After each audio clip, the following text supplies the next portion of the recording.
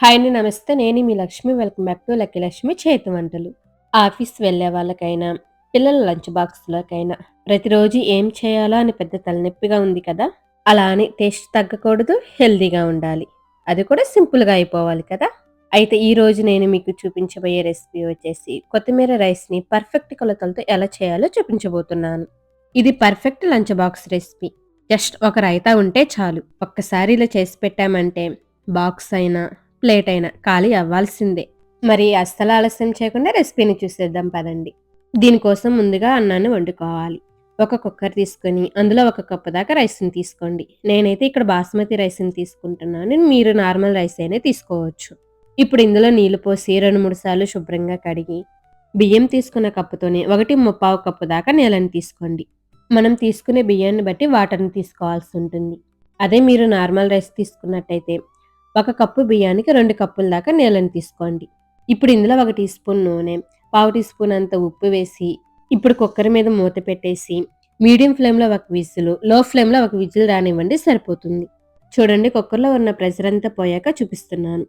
ఒక గరిటెతో మెల్లగా కలుపుకుంటూ ఫ్యాన్ కింద ఆరబెట్టుకోవాలి. రైస్‌ని చూస్తుంటేనే అర్థమైపోతుంది కదా! ఎంత పర్ఫెక్ట్‌గా కుక్ అయిందో.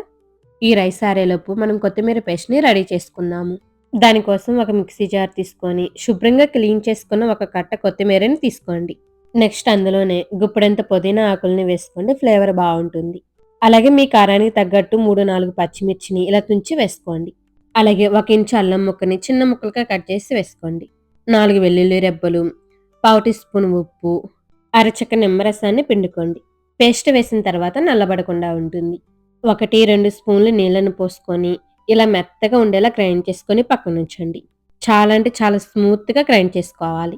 ఇప్పుడు స్టవ్ మీద ఒక పాన్ పెట్టుకొని, అందులో 2 స్పూన్లు దాకా నెయ్యి వేసుకోండి. నెయ్యి వేసుకుంటే టేస్ట్ బావుంటుంది. ఒకవేళ నెయ్యి ఇష్టం లేకపోతే ఆయిల్‌ని తీసుకోండి.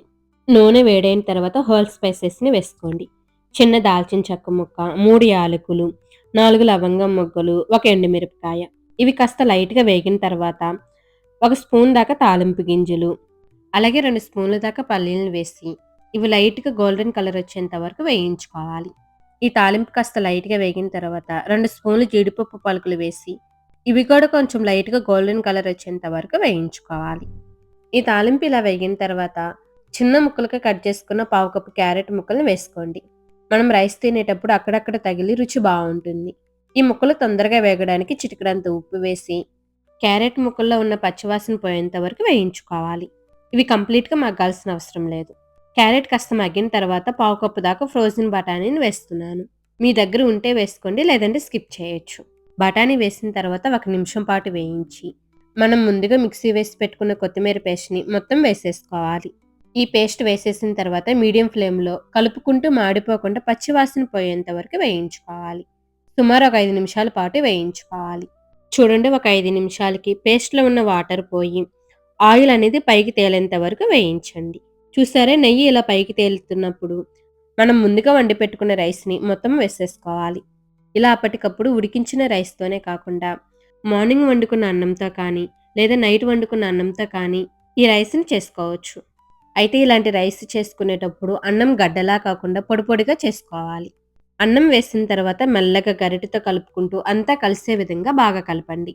అంతా కలిసిన తర్వాత రుచి చూసి సాల్ట్‌ని అడ్జస్ట్ చేసుకోండి. ఉప్పు వేసిన తర్వాత అంతా కలిసే విధంగా కలుపుకొని స్టవ్ ఆఫ్ చేసుకోండి.